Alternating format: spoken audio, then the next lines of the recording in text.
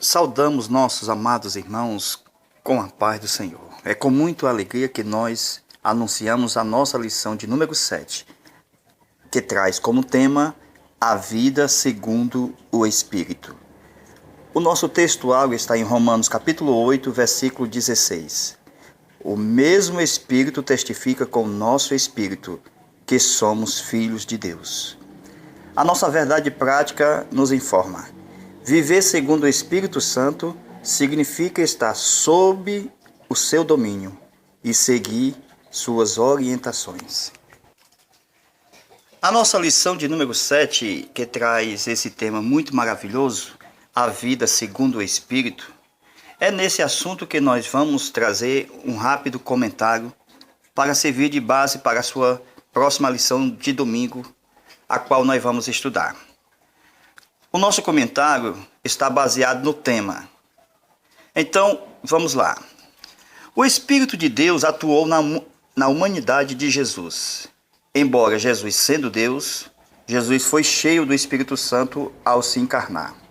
Ele se humilhou colocando no altar suas prerrogativas da divindade: a onipotência, a onisciência, a onipresença.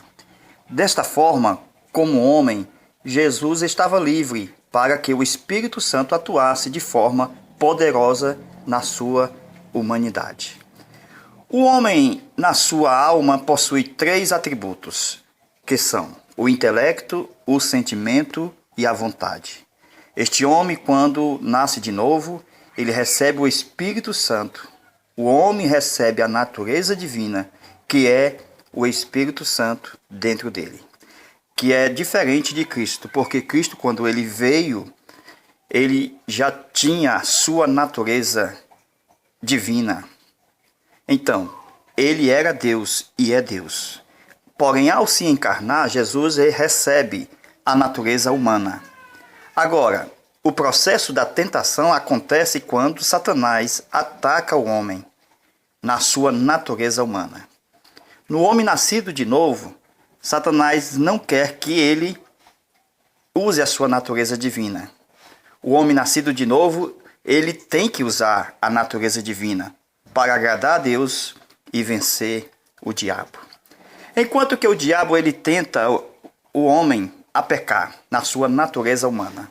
O diabo ele tenta em fazer o homem brigar, entrar em contendas, usar palavrão, xingar os outros. A tentação é um bloqueio à natureza divina. O homem ele precisa ser humilde.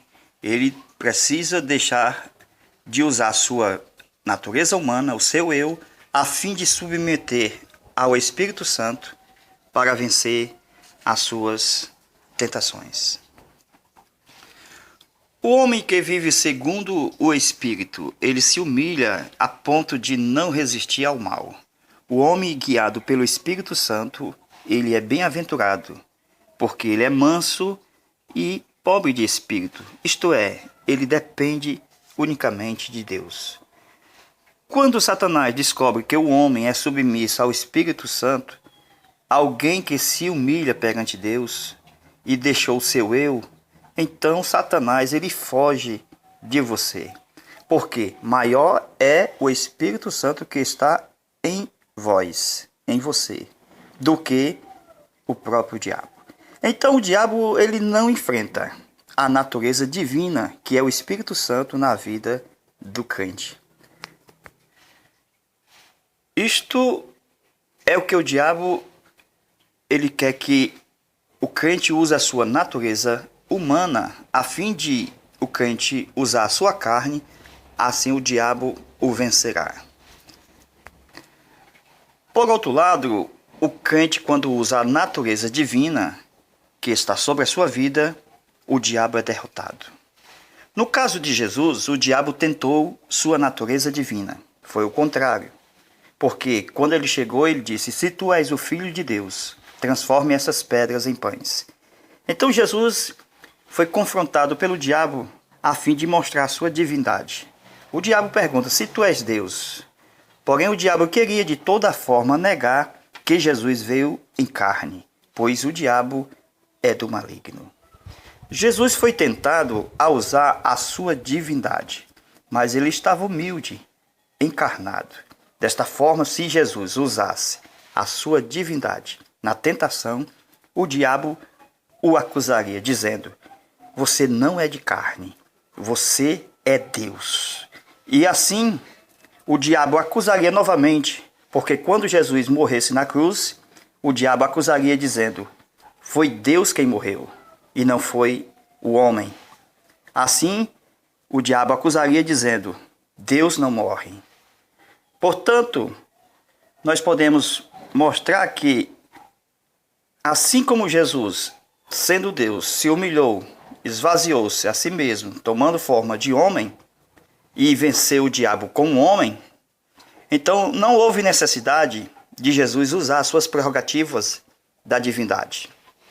É como um super-herói que, em certo momento, está proibido de usar os seus poderes, mesmo sendo tentado a usá-lo. Então, mediante a Bíblia, nós vemos 3 tipos de homem. Um é o natural, o outro é o espiritual e o outro é o carnal. Então há diferenças entre o homem natural. Este, portanto, não entende as coisas de Deus, porque não tem o Espírito Santo. Portanto, o homem espiritual é cheio do Espírito Santo. Ele tem o Espírito de Deus. Ele entende as coisas de Deus, porque o Espírito Santo que está nele penetra as profundezas de Deus. Já o homem carnal, ele entende, mas não coloca em prática. Não pratica as coisas de Deus. O outro homem, chamado natural, ele tem uma vida totalmente no pecado, que nós não podemos esperar dele bem algum. Já o homem espiritual não vive na prática do pecado. Ele é irrepreensível. O homem carnal é diferente do homem espiritual, porque o carnal ele vive pecando, pedindo perdão toda a vida. Ele pede perdão todo o tempo. Já o homem natural, ele serve a Satanás livremente. Vive sem o Espírito Santo. A vida dele é uma vida sem Deus. E vive inteiramente assim, sem o Espírito Santo.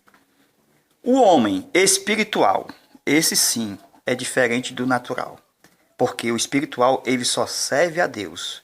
Não consegue servir mais nenhum outro. O homem espiritual, ele vive com o Espírito Santo a sua vida inteira.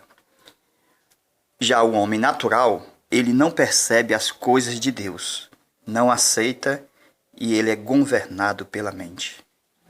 O homem carnal, ele tem um bloqueio. Ele vive entristecendo o Espírito Santo. Ele aceita algumas coisas, mas depende da ocasião. Ele vive um adultério espiritual, o homem carnal. Ele mostra apenas ser espiritual, de aparência. Ele apenas aparece aos cultos, aos domingos. O homem natural, ele tem uma mente bloqueada, uma mente que o domina. O homem espiritual é diferente. Ele vive com o coração cheio da palavra de Deus. Já o homem carnal, ele vive de opiniões dos outros. Vive em torno dos que falam a seu respeito. O homem carnal, portanto, são meramente ouvintes de CD. Eles desprezam a leitura diária da palavra de Deus, da Bíblia Sagrada. Então, meus amados irmãos, vejamos que o Espírito Santo atuava no Antigo Testamento sobre o povo de Deus. Eu disse sobre e não no povo de Deus.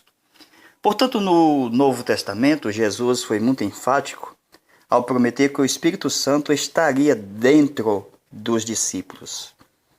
Então, João Batista foi uma das provas muito claras daquilo que Jesus falou, porque quando Jesus considerou João Batista como o maior profeta do Antigo Testamento, a razão dessa consideração foi porque João foi cheio do Espírito Santo mesmo desde o ventre da sua mãe.